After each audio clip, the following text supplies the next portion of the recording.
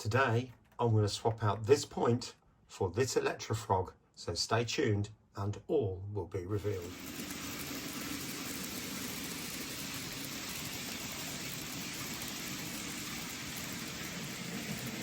Well, good morning everyone and welcome back to Piccadilly.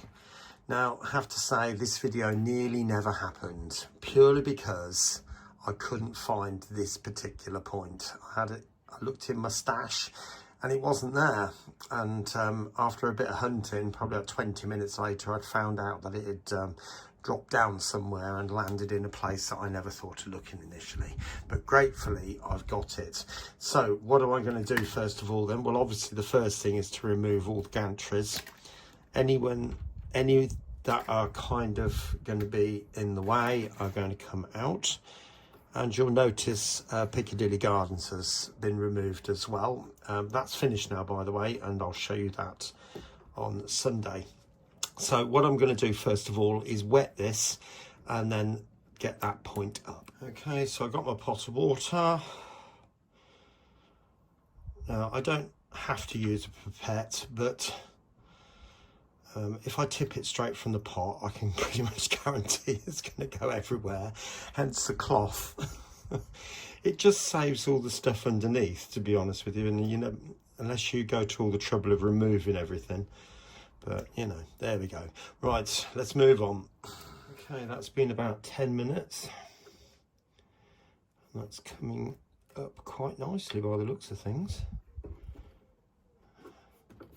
I mean, it would be better if I could get in the other side, but I think I might be all right. And this point is probably going to go to the great point heaven in the sky.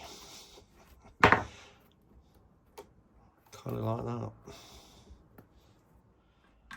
And the next job is just to remove these wires. Come off. There we go. It's off. Okay then, so one of my first jobs then is to identify where I'm going to put the holes for the wires coming down from the frog. Now you can probably see there's a whole myriad of holes which were there previously.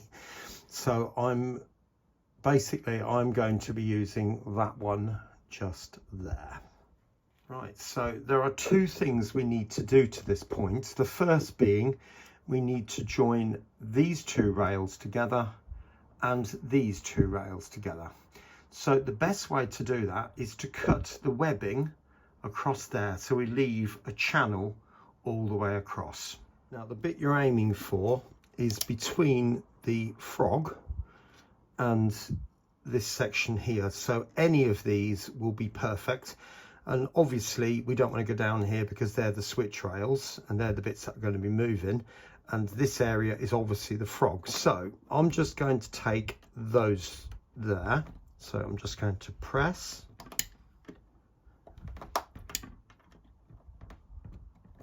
and they usually come out reasonably easy. If you've got a heavyweight knife, it shouldn't really be too much of a problem. Like that. It's just a case of snipping each side and take them out like that. Hopefully, there it is. Hopefully you can see that. Now the next stage after that is to file it.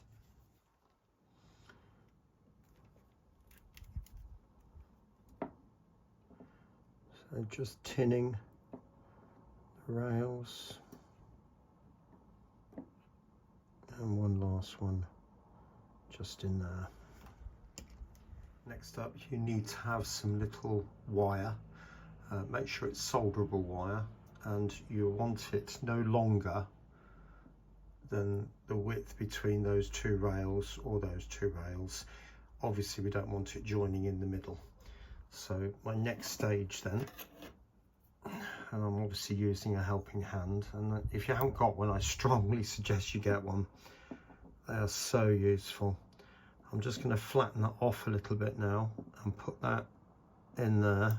This again is incredibly fiddly, I am not going to lie. And then it's a case of just touching the wire or the solder, hopefully, yeah, I've got it. And you want the solder to touch the wire. I think I've got it. Yeah, I think I've got it. So hopefully you can see that. It's perhaps not the neatest job in the world, but at the end of the day, it's just to join those two wires together, or lines together, and it's within the sleepers, so it's not protruding from the sleepers. So once the ballast's on there, you won't even notice. So I'll get that one done and we'll move on to the next bit. Right, welcome back. Now, as I've said before, we've got the frog wires here. Now, I think, I might be wrong, these two rails here are called wing rails. I think I might be wrong, but we need to separate that from that electrically so that there's no transfer of power. Now, if you notice here on the back of the point, there is this wire going from there to there. Now, we want the wire coming from this point so we can take that down to a frog juicer, which I'll explain shortly. So we need to detach both of the wires from this end. Now, I'm not going to lie, it is a tricky job, and you could use a soldering iron to do it. But to be honest, I find it easier to take a knife, and this is risky doing this on cam, as you can appreciate. So try and get it underneath the wire and sort of ease it up and break the bond. In fact, it was going to be easier for me to do it off cam because I can't see what I'm doing. Like that. And then gently, and I mean gently, ease it up. Like that. And you can see now, actually there is another wire there, which I've kind of missed. Once you get your knife underneath it, or a scalpel, it's not too difficult to break. There we go. That solder joint, and just ease it up. Now I am just going to very gently twist that one around like that. Hopefully you can see what I've done there. Okay, so my next job then is soldering. So hopefully you can see that's the frog wire coming out there, and I've tinned that. Now you have to obviously do that very carefully because you don't want the wires detaching down the bottom here, so it's literally just a case of flux. Put the solder on and do it as quickly as you possibly can, and then after that it's solder on the wire.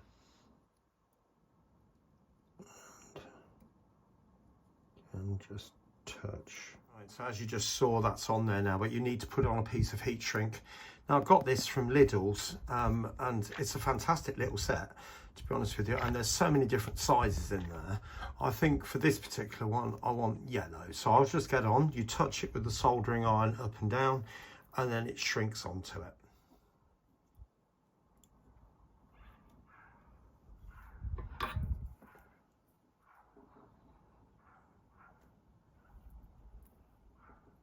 So that is the point now DCC ready. So what have I done then, just to clarify? We've separated the frog, which is this bit, from these, I think they're wing rails, and we did that by breaking the wire off and then taking it up so it comes out the frog side, and then this is totally separated now. And we've also joined these two wires together, or these two lines together, so you're not relying on that switchblade going in there. Now what happens sometimes is you might think you've got your rails perfectly clean, and the top surfaces might well be, but you get a fraction of dust caught in there, and then there's no electrical contact, and then you need to go through with some IPA every now and again and just give those a bit of a wipe out with a toothbrush and IPA. This does help. It's not perfect, it's not a 100% solution, but it certainly makes life an awful lot more easy. Well, I better tell you what's just happened. I was just feeding the wire through the hole in the baseboard, and basically it broke off here. Now, it doesn't happen very often. I've done loads of these, but you do get the occasional one. So what I've had to do, and you could probably just about see in there, I've had to cut some more sections out of the track, or out the sleepers, and then file across those two lines there. Now, I have to say, you have to be incredibly delicate with this. Those two frog rails are not very long, and if you keep the soldering iron on them for any length of time and they start to melt the sleepers and the chairs, that's a new point. It's just fit for the bin. So what I've done then is I've filed those two back again, and I've taken another piece of wire and I've bent it into an L shape, and then obviously just soldered that across the two wires, and then put another wire across there. Now, before I put the heat shrink on that, I am just going to check for electrical connectivity. Right, so I'm going to put the multimeter onto continuity, just check and it's working by doing that, and the bleep tells you it is. So I'm just going to put that onto both rails. Perfect.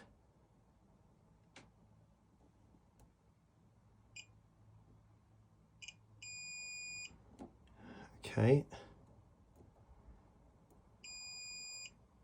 let's try that one again because I'm not so convinced. Okay, yeah, it does seem to be okay. That's fine. Now, the other thing I'm going to do is flip that over. So undo that and delicately put that back in there. Some of you might be cringing when you see me do that with the things, but yeah. And also across there. Perfect. The last thing you want is to get so far with all of this and then find out actually it doesn't work because the solder joints are not connected properly. So anyway, I'm going to get a piece of heat shrink on there and then get it onto the layout.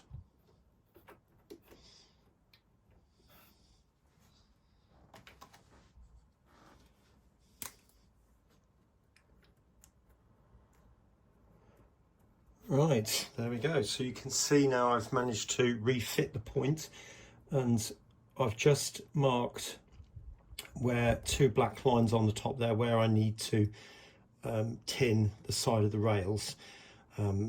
It might be easier to take the board out and do that there, but if I can, I'll remove the point again now, tin the rails in those particular places, and I might just be able to make it work without taking the whole thing out, but we'll see how it goes. Okay, then I'm going to call that point in. There are some bits I need to tidy up, like these wires are sticking through a little bit, and it's a tiny little bit bouncy. Obviously, if you've seen that side of the wire, or that side of the track, I need to cut this over here and then put in a new piece. I think would be the easiest thing to do with that. But obviously I need to wire this up, so I'm not going to show the track working as such, but once you connect this to a frog juicer, it should work fine. Now, I've got one here, and this is a Gauge Master DCC 80, and you can see obviously you connect those two to those two terminals there. I don't think it matters which way round you do it, and the one in the middle goes to the frog wire, as in that. Okay, so I will get those connected up, and then hopefully in the near future we'll see trains running through this new area of Glossop. Okay, catch you later.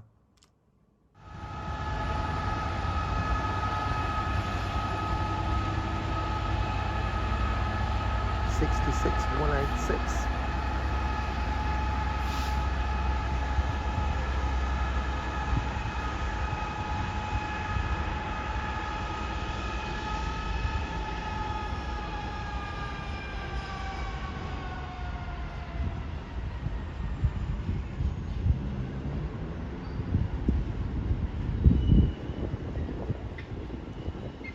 Now this is a nice surprise. Tornado. Now I've not seen that in the flesh either.